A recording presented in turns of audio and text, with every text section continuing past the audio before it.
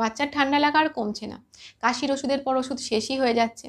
এইরকম একটা পরিস্থিতিতে আমার বেবির ডক্টর কিন্তু পরামর্শ দিয়েছেন অল্প অল্প করে প্রত্যেক দিন মধু আর তুলসী পাতা খাওয়াতে, বেটে নিয়ে তারপর সেটা খাওয়াতে, এবং এটা কিন্তু কাশি কমাতে বেশ ভালো সাহায্য করেছে।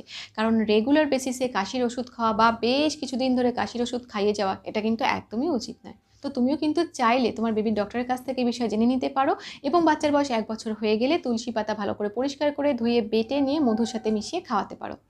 এরকম ছোট বড় বিভিন্ন ইনফরমেশন পাওয়ার জন্য আমাদের লেটস টক অ্যাবাউট চ্যানেলকে কিন্তু অবশ্যই সাবস্ক্রাইব করো, কারণ আমাদের চ্যানেল তো বেবি আর মায়েদের জন্য।